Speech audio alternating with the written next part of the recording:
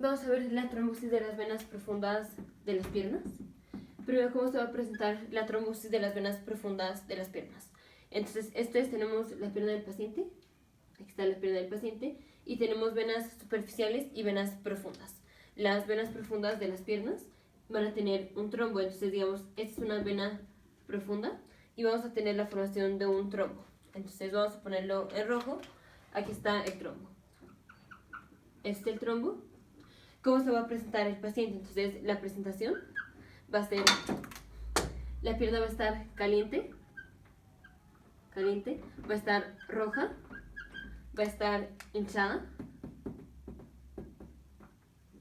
Básicamente así se va a presentar la pierna del paciente, roja, hinchada y caliente. Y obviamente el paciente va a tener dolor en la pierna afectada. Así se va a presentar clínicamente. ¿Cómo vamos a hacer el tamiz? Entonces, tamizaje para estos pacientes, o sea, para ver si sí tienen o no tienen, o sea, como una prueba de exclusión. Vamos a hacer la prueba de los dímeros D. Dímeros D, o sea, vamos a medir los dímeros D. ¿Por qué vamos a medir los dímeros D? Porque tenemos la formación de un trombo. Si tenemos la formación de un trombo, esto es, por alguna razón, se echó a andar la cascada de la coagulación. Y en un video anterior vimos cómo es la cascada de la coagulación y todo lo que tiene que ver con la hemostasia primaria y la hemostasia secundaria. Para que tengamos un trombo aquí, tenemos que haber hecho la hemostasia primaria y secundaria, hasta la cascada de la coagulación. Y recordemos que cuando tenemos mucha activación de la cascada de la coagulación, tenemos la unión de fibrina, y al unir fibrina con fibrina, al unir dos fibrinas, esto libera dímeros D. Esto ya lo vimos de manera extensa en videos anteriores en la sección de hematología. Aquí, si tenemos la formación de un trombo es porque se activó la cascada de coagulación. Y si se activa la cascada de la coagulación, vamos a tener unión entre una fibrina y otra fibrina, o sea, entre moléculas. Y al unir una fibrina con otra fibrina se liberan los dímeros D. Entonces, si una paciente tiene trombosis de las venas profundas, vamos a tener aumento de los dímeros D. Si queremos ver si una paciente tiene aquí trombosis de las venas profundas, le vamos a sacar los dímeros D. Si no tiene dímeros D, si no tiene elevados los dímeros D, entonces muy probablemente la paciente no tiene la trombosis de las venas profundas. Eso quiere decir que la prueba de tamiz en este caso, que son los dímeros D, esta es una prueba específica, una prueba sensible, pero no específica. Esto quiere decir, si la paciente no tiene elevados los dímeros D, de verdad muy probablemente no tiene trombosis de las venas profundas. Ya si sale elevado, pues no sabemos si tiene trombosis o no, pero si sale negativo, si no sale elevado, entonces de verdad no tiene trombosis de las venas profundas. Esto quiere decir que esto es una prueba sensible, pero no específica. Esta es la prueba de tamiz, los dímeros D. ¿Cómo confirmamos el diagnóstico? Entonces, ya el diagnóstico como tal, el diagnóstico se va a hacer con ultrasonido de compresión, con Doppler. Así vamos a hacer el diagnóstico definitivo. ¿Y cuál es el tratamiento para estos pacientes? Vamos a tener tratamiento, digamos, profilaxis, o sea, para prevenir que el paciente tenga trombosis de las venas profundas, y tratamiento agudo o tratamiento de por vida. Entonces, tratamiento para profilaxis, o sea, para prevenir que el paciente tenga o vuelva a tener la trombosis de las venas profundas, va a ser enoxaparina o digamos heparina, ya sea heparina no fraccionada, o puede ser heparina de bajo peso molecular.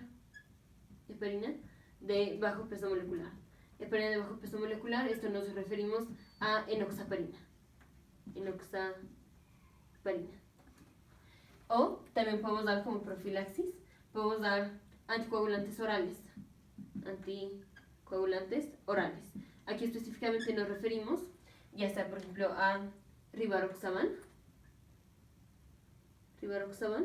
o apixaban. Tanto rivaroxaban como apixaban son inhibidores del factor 10 de la coagulación. Ya estos medicamentos los vimos específicamente en la sección de medicamentos de hematología y ya vimos en otro video para la cascada de la coagulación.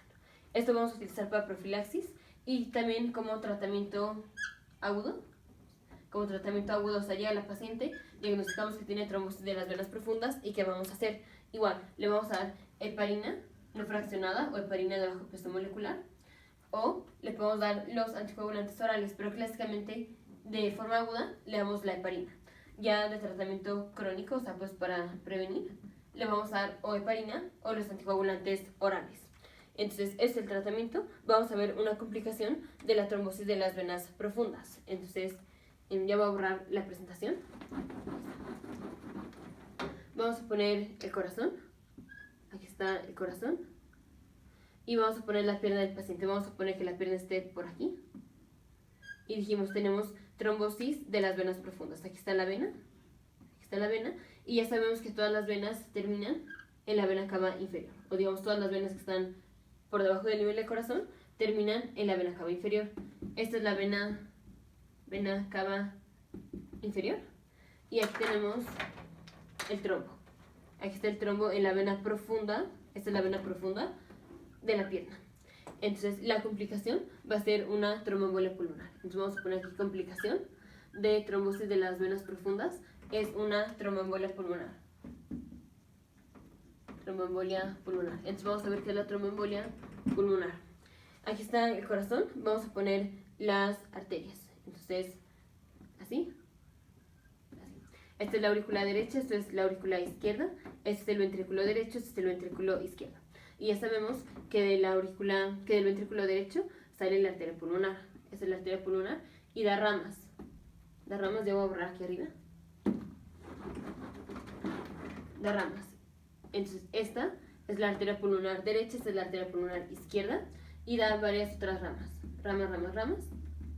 Y estas ramas terminan siendo los capilares pulmonares, y de aquí terminan como las venas pulmonares, así. Las venas pulmonares ya tienen sangre oxigenada. Aquí la sangre pasa a la aurícula izquierda y de la aurícula izquierda pasa al ventrículo izquierdo y del ventrículo izquierdo sale la aorta. Entonces, esta es la aorta. Ahorita no vamos a profundizar mucho del lado izquierdo. Ahorita lo importante va a ser ver la arteria pulmonar. Entonces, tenemos la paciente, tiene un trombo en la arteria profunda de las venas, ¿Qué pasa si el trombo se llega a desprender? Si el trombo se desprende de aquí, entonces el trombo va a viajar por aquí. Viaja a lo largo de toda la vena y va a terminar en la vena cava inferior. Entonces vamos a poner los pasos. Entonces, aquí, paso 1, se desprende el trombo. Se desprende el trombo de las venas profundas. Paso 2, el trombo va a quedar, primero queda en la vena cava inferior, Siguiente, pasa de la vena cava inferior, entonces voy a ir poniendo el avance del trombo. Aquí está el trombo va a entrar a la aurícula derecha. Entonces, paso 3, el trombo entra a la aurícula derecha. Paso 4, de la aurícula derecha vamos a pasar al ventrículo derecho. Entonces, cuando se abre la válvula tricúspide, esta de aquí, que es la válvula tricúspide, cuando se abre la válvula tricúspide, ¿qué es el momento? Cuando la aurícula le echa la sangre al ventrículo derecho. En este momento, el trombo pasa al ventrículo derecho. Este es el paso 4. Ahora el trombo va a estar en el ventrículo derecho. Paso 5. El trombo va a pasar del ventrículo derecho a la arteria pulmonar. Entonces, cuando el corazón se contrae, cuando el ventrículo se contrae, el trombo va a pasar aquí a la arteria pulmonar. Entonces, arteria pulmonar, lo voy a ir avanzando. Entonces, aquí estamos en la arteria pulmonar, y se puede quedar atorado, ya sea en una de las ramas, aquí, o se puede quedar atorado en las dos ramas, así. Este es el trombo que originalmente vino de aquí. Entonces, paso 5, vamos a tener el trombo que quedó en la arteria pulmonar, y puede quedar en una de las ramas o puede quedar en las dos ramas de la arteria pulmonar.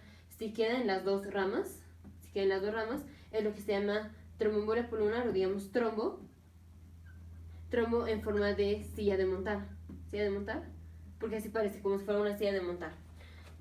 En inglés se llama saddle thrombus, trombo en forma de silla de montar. Y esta es la complicación más temida. Ya en otro video vamos a ver cómo se presenta la tromboembolia pulmonar, que pues obviamente va a ser con disnea y dificultad respiratoria y todo eso. Entonces, esa es la complicación. Entonces, ¿por qué se va a dar la trombosis de las venas profundas? Eso tiene que ver con la tríada de Bishop.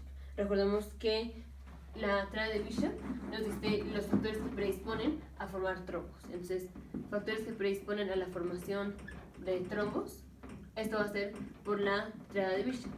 Recordemos cuál es la tríada de Bishop. Entonces, la tríada de Bishop va a ser un estado de hipercoagulabilidad,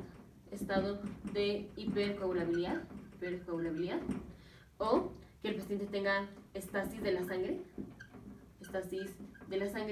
o que el paciente tenga daño al endotelio de las arterias o de las venas en este caso. Vamos a ver cuáles son estados de hipercoagulabilidad. Estado de hipercoagulabilidad es embarazo, o que el paciente tenga defectos de las proteínas involucradas en la cascada de la coagulación. Específicamente a esto nos referimos con el factor 5 Leiden, que ya vimos en otro video que es esto. Vamos con estasis de la sangre. Entonces, estasis de la sangre, esto es que el paciente esté, digamos, por periodos prolongados, que el paciente esté inmóvil o que esté sentado, o sea, que no esté moviendo las piernas. Clásicamente son pacientes que viajan en avión a lugares muy lejanos. Viajan, como por ejemplo de México a Europa, una cosa así, que están 12 horas o 16 horas sentados sin mover las piernas. Entonces aquí están los pacientes que se tienen que parar a caminar. Daño al endotelio, pues es literal que tengamos daño al endotelio. Daño al endotelio porque esto nos expone la colágena, la colágena subendotelial. Entonces, rápidamente, ya en otros videos vimos bien específico cómo está la hemostasia. Aquí tenemos un vaso, digamos una arteria, una vena, aquí está el endotelio. Estas son las células endoteliales. Y aquí abajito de las células endoteliales tenemos colágeno. Esto es colágena. Si hay daño a la célula endotelial, se va a exponer la colágena. Y esto, la exposición a la colágena, predispone a que tengamos formación de trombos, o sea, que hagamos hemostasia primaria y secundaria. Entonces, ¿por qué se va a dar la trombosis de las venas profundas? Porque tengamos predisposición a formar trombos. ¿Por qué tenemos predisposición a formar trombos? O porque hicimos daño al endotelio, o por estasis de la sangre, o sea, porque la paciente se quedó mucho tiempo inmovilizada, o sea, no estaba moviendo las piernas, o porque tenemos un estado de hipercoagulabilidad, ya sea embarazo o factor 5 Leiden. Entonces, ¿cómo prevenimos esto? Decirle a los pacientes que cuando van a estar por periodos prolongados de tiempo, por ejemplo en un viaje en avión, que se tienen que parar a caminar más o menos cada hora para evitar tener la estasis de la sangre por más de una hora.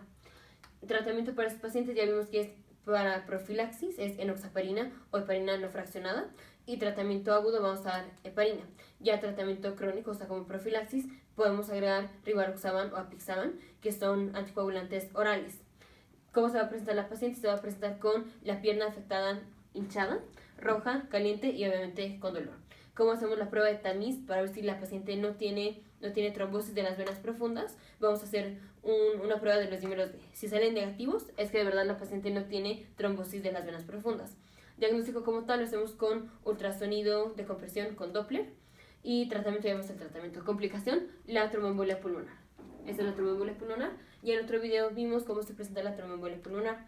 Nos vemos en el siguiente video, futuros médicos, científicos e ingenieros.